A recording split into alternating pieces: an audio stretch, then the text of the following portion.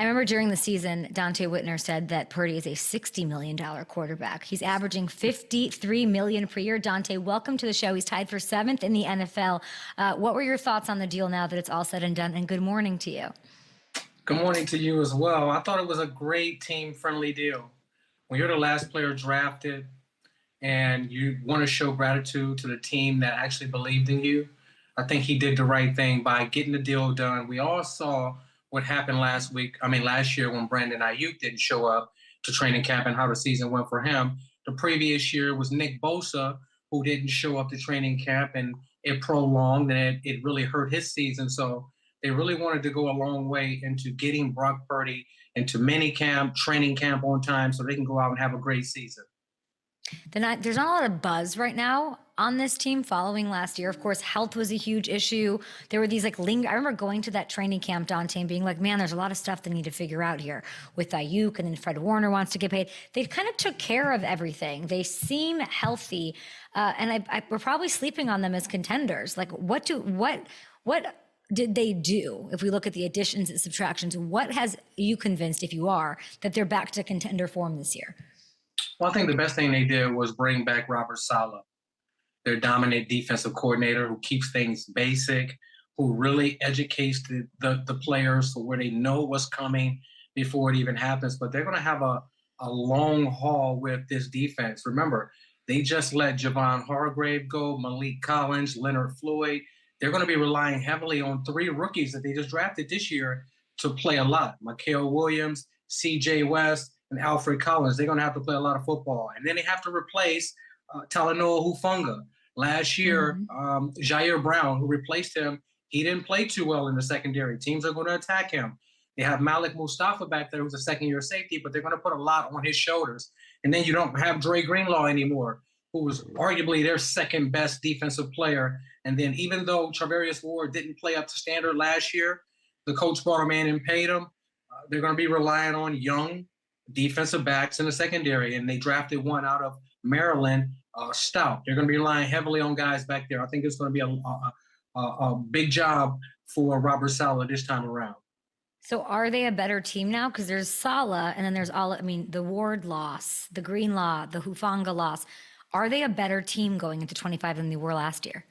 I don't think they're a better team than they were going into last year. What really deterred them last year was the injuries to Christian McCaffrey, Brandon Ayuk, Deebo Samuel missed some time.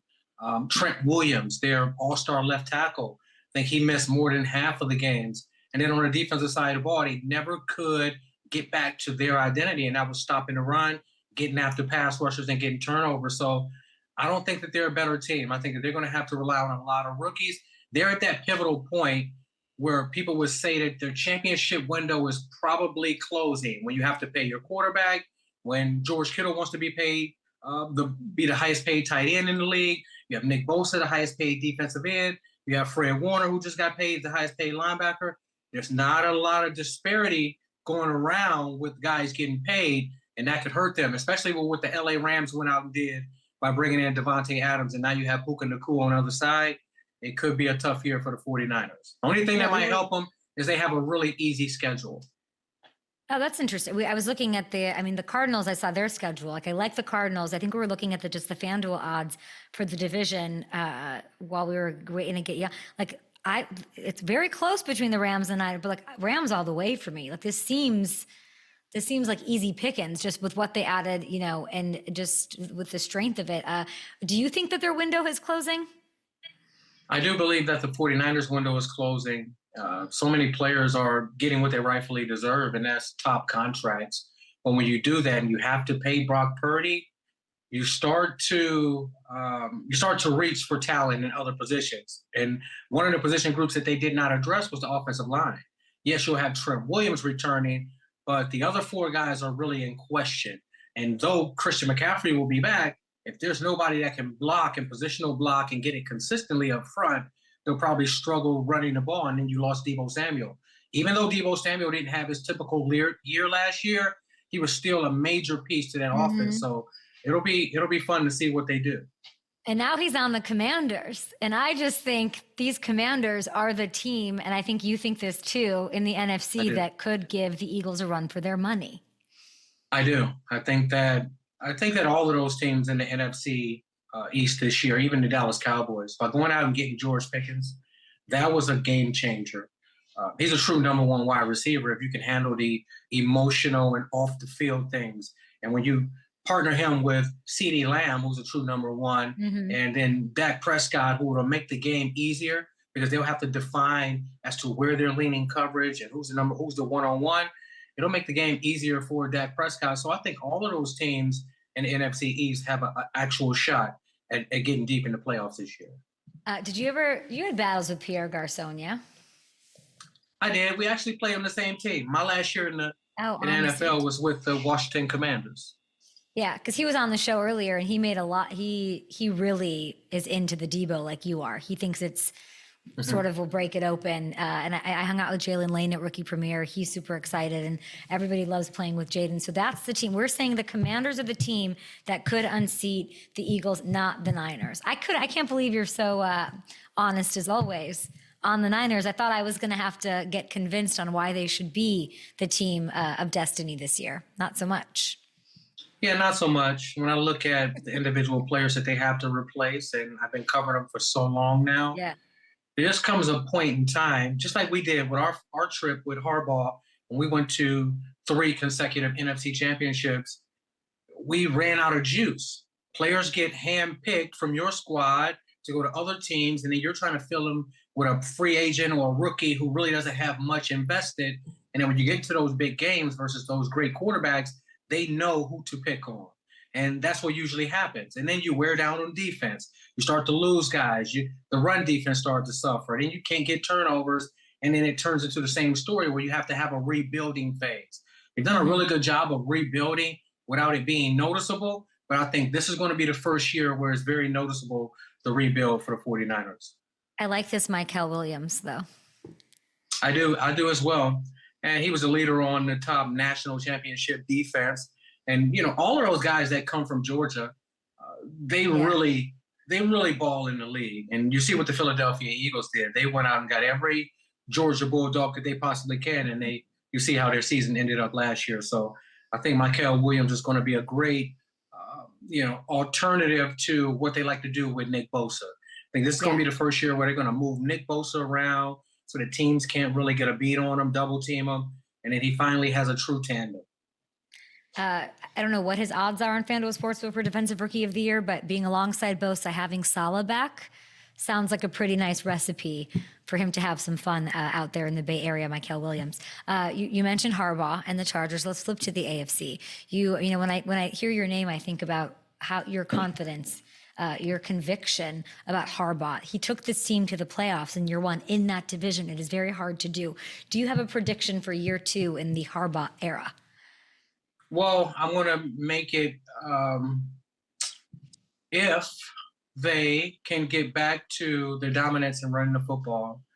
Last year was the first year that Harbaugh first year with a team didn't rush for over 110 yards a game. And we can call it like it is. Gus Edwards and J.K. Dobbins just didn't get the job done. They went out and got Najee Harris. They went out and got Hampton, the kid out of North Carolina who's a dual threat. And I think this is going to be the year that they finally open it up for Justin Herbert. They went back and they brought back Mike Williams, who was drafted there, whose heart is, with the Chargers. And then on defense, they lost Bosa, but you still have Khalil Mack on the front line, and you still have, what's the safety back there name? Derwin?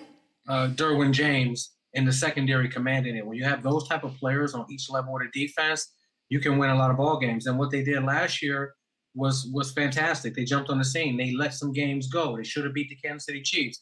I think they'll be a lot better this year to be able to contend for that AFC West. I don't know if do we have the AFC West odds? Because they can be a 10 out of 10, but they still almost need help. They need the Chiefs to take a step back. Not to get into the playoffs, but that's, it sort of has to level out a little. They are slotted on FanDuel Sportsbook ahead of the Broncos, also on the scene, like you're saying. Also, year 2 of the Bo Nix era, the little bit of tenure, a little bit of chemistry. How do you think this will shake out?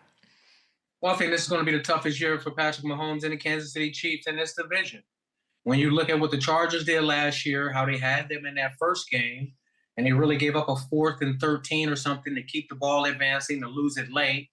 When you think about the Denver Broncos and having the #1 defense in the National Football League, adding Dre Greenlaw, adding Talanoa Hufanga, you already have Patrick Surtain, who's a Defensive Player of the Year. I think that defense is going to take another step, which is scary.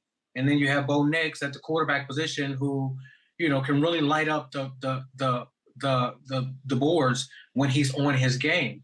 And then with the Oakland Raiders, you have Pete Carroll. And one thing about Pete Carroll offense and defenses, they're going to be simple, but the players are going to play hard. They're going to get turnovers. They're going to score touchdowns, and they're going to run the football. So I think this will be the toughest year in the AFC West for the Kansas City Chiefs and Patrick Mahomes.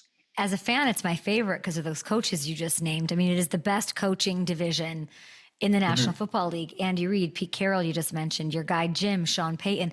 Like, does that cancel itself out because they're all sort of, above the clouds here? Like, almost like, I'm trying to think, because does one have I guess Andy has an advantage over the others big time as far as pedigree. I don't want you to rank them from best to worst. I think that's a silly exercise. But when you have coaches at that caliber, does it cancel itself out? Like, how should I feel about these coaches going into it?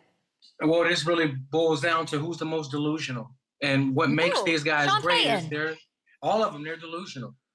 They believe that they can win every game. The amount of work that they put in, the times that they arrive at the facilities, and the time that they leave.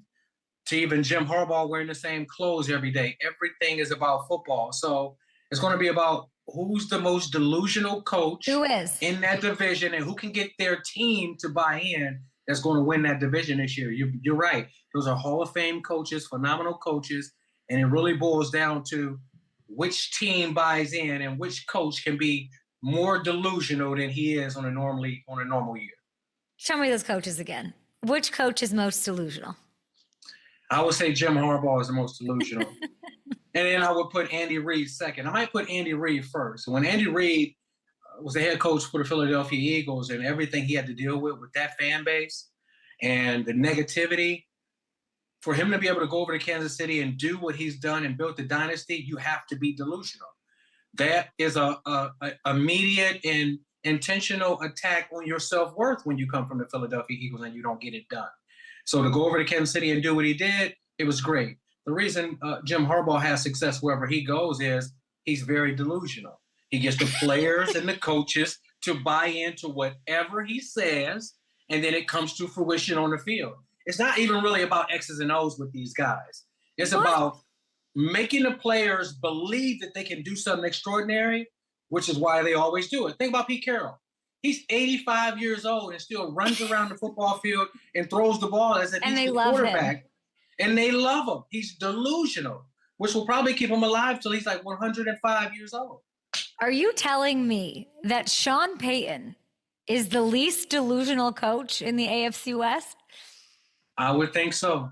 I would think, and that's saying a lot. That's saying a lot. Right? So those guys this is a man, Donte. This is a man who rolled in like $250K into the Saints locker room. This is a man who was doing the Choppa style, doing all sorts of stuff to motivate his team to let them be delusional. This is a man who brought in Jameis Winston and was like, this is a man he's the least delusional. He's the least delusional. And they say to be great at anything, you have to have delusional self-belief first and foremost. So where you have to believe it as an individual, then you can pass it on to everybody else. And I'm telling you, being in the locker room with Coach Harbaugh, that's his formula. Delusional self-belief. You always teach me. I was just saying to start the show, I go, Donte Whitner always has an education for me waiting. Yeah. We're going to take a TV break. We're going to stay on YouTube with Donte Whitner, who is delusional. Some about his Chargers, I think. You have amazing self-belief and hopefully what they can do year two. You're the best, Donte. Tush push. It's voting. Are you passionate about it? If it's, what are your thoughts if it gets banned? Well, being a defensive player, you always, I've always been taught you have to stop what's presented. And there's a way to stop it. I know that the percentage is up high for offensive, teams really, picking up first downs and touchdowns in the red zone. And you feel like the defense is at disadvantage, but that's only one down on the football field.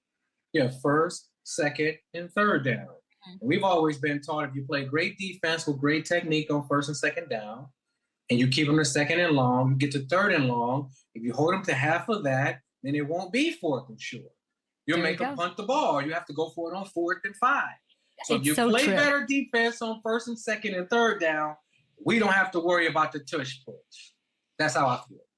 It's not, it's hard to poke a hole in that argument. You're not wrong. I just wonder if it is banned, like or if it's not banned. They meet in week 10, the Packers Eagles. I don't know if you've been following it. I'm sure you have.